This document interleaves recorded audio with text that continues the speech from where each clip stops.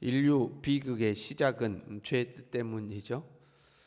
사람이 범죄한 이후에 모든 것이 저주 아래 놓이게 되었습니다. 먼저는 하나님과의 관계가 단절되었죠. 이 하나님과의 관계의 단절이 근본적인 죽음이죠. 생명의 근원이신 하나님께로부터 끊어진 거니까요. 그 뒤로 사람은 하나님을 두려워하게 되었습니다. 하나님이 나타나면 두려워 숨게 되었죠. 한 몸을 이루었던 내 뼈 중에 뼈요 살 중에 살이요라고 했던 사람과의 관계도 단절되었습니다. 서로 책임을 전가하고 네 탓이다 내 탓이다 하고 갈등하게 되었죠. 그 사람과의 관계가 틀어진 것이 확산되어서 시기하고 미워하고 갈등하고 심지어 살인하고 죽이는 그러한 인간관계의 파탄이 일어나게 되었습니다. 이 사람의 내면으로는 불안과 두려움과 수치심 등 부정적인 감정들이 생겨나게 되었고요. 하나님이 만드신 축복의 땅 에덴에서 또한 쫓겨나게 되었습니다.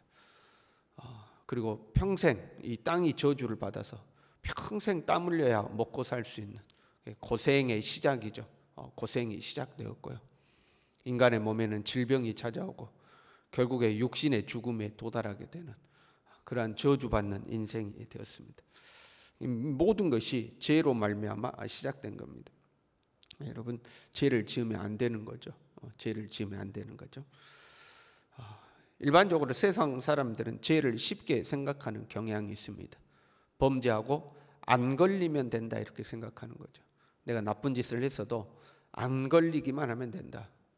그 세상적으로 보면 사실 맞죠. 내가 아무리 나쁜 짓을 해도 안 걸리면 처벌을 받지 않잖아요. 그러니까 안 걸리면 된다. 그러다가 걸리면 에이 재수 없어서 걸렸다 이제 이렇게 생각하는 거예요. 깊은 자기 반성을 하는 것이 아니고 저 사람은 나하고 똑같은 죄 지었는데 저 사람 안 걸렸는데 재수 없이 내가 걸렸다 이렇게 생각하기 일쑤죠. 그런데 이 죄의 영적인 의미를 고려하면요, 그러니까 내가 안 걸리면 된다라고 생각하는 것은 죄가 가지고 있는 영적 의미를 생각하지 않기 때문에 그렇게 생각하는 거거든요. 이 죄의 영적인 의미를 생각해 보면 이 죄라는 것은 죄 자체가 저주를 가지고 있는 거죠. 그러니까 죄를 저지르면 마치 우리가 씨 뿌리는 비유로 하자면 이 죄의 씨를 뿌리는 것과 같은 거죠. 영적으로. 내가 죄를 지었다, 사람에게 안 걸렸어요. 그래서 이 땅에서 특별히 뭐 처벌을 안 받았어요. 그러나 그 죄는 저주를 품고 있기 때문에 내 삶의 현장에 죄의 씨가 떨어지는 거죠. 그리고 언젠가 거기에서 가시와 엉겅퀴가 나오게 되어 있습니다. 반드시 죄의 열매를 먹게 되어 있죠. 마치 최초의 인간이 범죄한 이후에 여러 가지 죄의 저주가 생겼던 것처럼 동일한 겁니다. 범죄하면 오늘날 우리도 하나님과의 관계가 단절되죠. 인간관계에도 문제가 생기죠. 내 자신의 몸에도 질병과 죽음이 찾아오죠. 내 삶의 현장, 땅이 저주를 받아서 고생과 고난의 길들이 시작되죠. 동일하게 죄를 지으면 그 죄의 결과물들이 우리에게 찾아오는 거죠. 그래서 우리는 죄의 씨를 뿌리는 것이 아니라 선한 씨를 뿌려야 되겠죠. 선을 행하다가 낙심하지 말지니 포기하지 아니하면 때가 이름에 거두리라. 선을 행해서 선한 열매를 거둬야지 죄의 씨를 뿌려서 죄의 열매를 거두면 안 되겠죠. 예수님을 믿는 우리는 그렇게 큰 죄를 범하지는 않습니다. 그래야 사실 정상이죠. 어쩌다 이렇게 실수에 미끄러져서 넘어졌다거나 뭐 이런 경우는 있지만 우리가 의도적으로 큰 죄를 범하지는 않죠. 우리 안에 성령께서 계셔서 성령께서 우리를 붙잡아 주는 거 아닙니까? 양심의 가책을 주고. 그런데 예수님을 믿고 세상적으로 봤을 때는 큰 죄를 저지르지 않지만 예수 믿는 우리가 실수하는 것이 있어요. 오늘 본문은 성찬에 관한 거죠. 고린도 교회의 문제는 이 성찬을 대수롭지 않게 여겼다는 거예요. 소홀하게 여긴 거죠. 그냥 모여서 밥이나 먹는 정도로 생각한 거예요. 그러니까 뭐 배고픈 사람 먼저 먹고 나중에 먹고 뭔 상관이냐 이렇게 생각한 거죠. 그래서 이제 이 성찬의 본래적 의미를 훼손한 거죠. 그런데 왜 성찬식 그렇게 그 정도로 끝난 게 아니에요. 27절에 보니까 누구든지 주의 떡이나 잔을 합당하지 않게 먹고 마시는 자는 주의 몸과 피에 대하여 죄를 짓는 것이라 이렇게 되어 있죠. 야, 왜 성찬식을 그렇게 소홀하게 해? 그러면 안 돼. 이런 어떤 교훈적인 거, 어떤 하나님 앞에 예의가 없는 거, 뭐 이 정도의 문제로 치부하지 않고 죄를 범한 것이다 이렇게 되어 있어요. 그건 죄다 하는 거죠. 그건 죄다. 성찬의 식뿐만 아니라 경건의 모든 행위가 그렇죠. 경건 행위를 소홀하게 되면 그 죄가 되는 거죠. 예배를 소홀하게 했다, 그 죄죠. 그 엘리의 두 아들이 하나님 앞에 제사를 소홀해서 저주받은 거 아니에요? 그러니까 예배를 소홀했다, 그거 죄입니다. 교회를 소홀했다, 그리스도의 몸된 교회를 소홀했다, 그것도 죄라는 거예요. 근데 경건의 모든 행위를 하나님 앞에 바르게 하지 않고 그걸 하찮게 여기고 소홀하게 여기고 업신여기면 그 자체가 죄다 하는 거죠. 우리는 그것을 죄라고까지 생각하지 않는 경향이 있어요. 이번에 예배 내가 좀 제대로 못 드렸어 이렇게 생각하지, 내가 하나님 앞에 죄 지었어 이렇게 생각 안 하죠. 경건 행위를 소홀히 하는 것을 죄라고 생각하지 않는 거죠. 그러나 이 본문의 말씀은 죄라는 거죠. 그리스도의 몸에 대해서 죄를 짓는 것이다. 그건 분명히 죄다 하고 지적하고 있죠.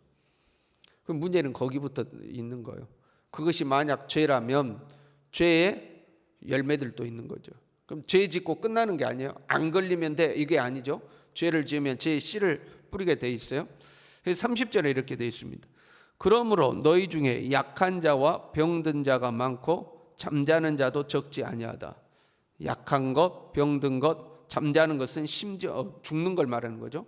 심지어 죽음에 이르는 원인, 그것을 성찬에 분별 없이 참여하여 죄를 지었기 때문에 그러한 일들이 너희에게 있다, 이렇게 지금 말씀하고 있는 거예요.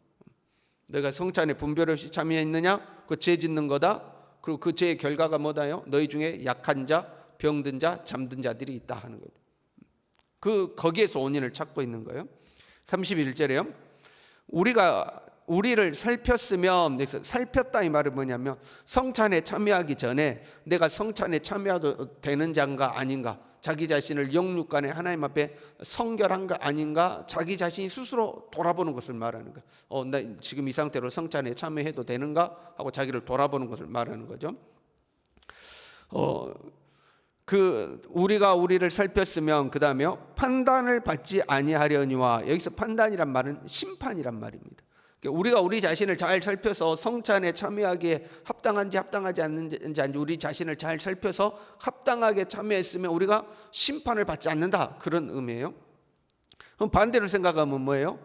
우리가 우리 자신을 살피지 않고 성찬에 참여해서 죄를 지으면 그것 때문에 심판을 받는다, 그 말이에요. 심판을 받는다 이 말이죠. 32절에요. 우리가 판단을 받는 것은, 판단은 심판이라는 단어예요. 우리가 심판을 받는 것은 주께 징계를 받는 것이다, 이렇게 되어 있죠. 그러니까 하나님 앞에 성찬의 식을 잘못해서 심판받아 가지고 우리의 삶에 문제가 생기는 것은 그 주님이 우리에게 주신 징계라는 거죠. 징계의 목적은 멸망시키는 데 있지 않죠. 징계의 목적은 깨우치고 돌아서게 하는 데 있습니다. 하나님께서 우리를 깨우치시기 위해서 우리에게 벌을 주신다는 거죠. 어떻게 보면 이제 하나님 앞에 우리가 영적 행위들, 경건 행위들을 바르게 하지 못했을 때에 그것 때문에 우리의 삶에 어떤 문제가 생기는 것은 일종의 안전장치죠. 우리가 모르고 끝까지 그 죄를 끝까지 짓다가 죄의 최종 목적지인 영원한 형벌이죠. 거기에 가지 않도록 하나님께서 안전장치를 해놓은 거나 다름없어요. 잘못 가면 문제가 생기도록 하는 거죠. 그래서 우리로 세상과 함께 정죄함을 받지 않게 하려 하심이라, 이렇게 되어 있죠. 그 끝까지, 죄의 끝까지 가지 않도록 하나님께서 우리를 징계한다는 말씀이에요. 좀 우리가 깊이 봐야 될 말씀이죠. 대수롭지 않게, 뭐 성찬식 대충 한다고 뭐 별일 있겠어? 예배 대충 드린다고 별일 있겠어? 우리 대수롭지 않게 생각하잖아요. 그런데 그것이 우리의 삶에 문제를 만들어낼 수 있다 하는 거죠. 경건 행위를 잘못하면 그것이 죄가 돼요. 여기서 경건 행위를 잘못했다는 것은 미숙함이라든가 서툰 것을 말한 건 아니죠. 기도가 미숙하다, 뭐 기도가 서툴다, 그게 아니고 기도 자체를, 예배 자체를, 성찬 자체를 가볍게 여기고 업신 여기는 거죠. 그게 잘못하는 거죠. 그러면 그것이 하나님께 죄가 되는 거죠. 그 죄는 반드시 열매를 맺게 되어 있는 거예요. 우리의 삶의 문제로 찾아오는 거죠. 약한 거, 병든 거, 심지어 잠자는 거. 그러니까 우리의 삶에 어떤 질병이 생겼다거나 어떤 사고가 생겼다거나 그런 모든 것이 다 죄 때문인 것은 아니죠. 우리의 삶에 일어나는 모든 문제가 죄 때문이다, 그건 아닙니다. 죄 때문에 어떤 문제가 생긴다고 해도 그 죄가 하나님 앞에 경건 행위를 잘못한 죄 때문에 내 삶에 이런 문제가 생겼다, 항상 그런 것은 아닙니다. 그러나 이 죄도, 하나님 앞에 경건 행위를 잘못한 이 죄도 우리의 삶의 문제를 만들어내는 하나의 원인이 될 수도 있다 하는 거죠. 오늘 본문의 말씀에 세 개의 단어가 나와요. 27절에 보면 합당이라는 단어가 나오고요. 합당하지 않게 할 때 합당이죠. 29절에 보면 분별이라는 단어가 나오고 28절에는 살피고 이렇게 돼 있어요. 합당, 살피고, 분별 이렇게 돼 있죠. 이 세 단어는 사실 그 의미가 연결되어 있습니다. 합당한지 살피고 분별하라, 연결하면 이렇게 돼요. 합당, 살피고, 분별이죠.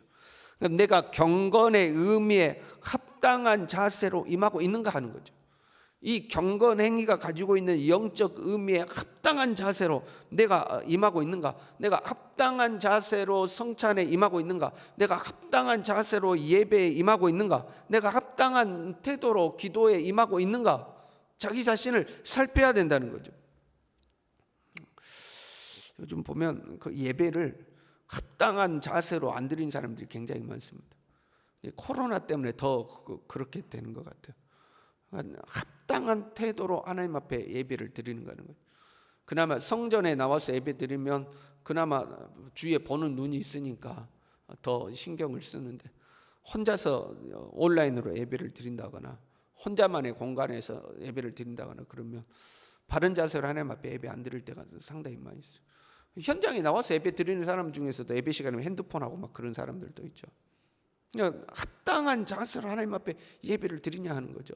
합당한지, 그 다음에 자기 자신을 살피는 거죠. 자기를 살피라는 거예요. 네가 지금 하나님 앞에 나와서 하는 것이 합당하냐 말이죠. 지금 네가 하나님 앞에 하는 경건 행위가 하나님 앞에 합당한 태도냐, 네 자신을 살피라는 거죠. 그리고 그렇게 합당한지 합당하지 않는 것인지 판단하는 것이 분별하는 거죠. 합당한지 내 자신을 살피고 분별해야 된다 하는 거죠. 경건의 행위를 소홀히 생각하고 대수롭지 않게 생각하고 이거 대충 하면 되겠지, 이렇게 하면 절대 안 된다는 거죠. 그 엘리의 아들들이 제사장이 안 됐다면 어떨까, 이걸 생각해 봐요. 차라리 제사장이 안 됐다면, 여러분 제사장이 안 됐다면 아마 죽음에 이르지 않았을 수도 있겠죠. 제사를 소홀히 여기지도 않았을 것이고, 그 제사장 아들로 태어나서 어렸을 때부터 성전 안에서 제사 드리고 이런 데 막 익숙해져 있었지 않겠어요? 그러니까 제사를 대수롭지 않게 생각한 거예요. 가볍게 여긴 거죠. 제사장의 아들이 아니었다면 그런 어떤 저주의 자리에 도달하지 않았을 겁니다. 제사장이란 축복의 자리이지만 오히려 그 축복의 자리에 있으면서 안함만 못하게 돼버린 거죠. 오늘날 우리도 그럴 수 있어요. 하나님 앞에 이렇게 나와서 예배할 수 있는 거, 기도할 수 있는 거, 성찬에 참여하고 주님의 몸된 교회를 섬기고 봉사할 수 있는 거 축복의 자리죠. 그런데 우리가 그것을 내 자신을 살피지 않고 합당한 태도로 임하지 않으면 오히려 안함만 못할 수도 있는 거죠. 저와 여러분이 하나님 앞에 바른 자세로 경건의 삶에 임해서 그 경건의 자리에 예비된 모든 은혜와 복을 합당하게 누리는 우리 모두 될 수 있기를 바랍니다. 기도하겠습니다.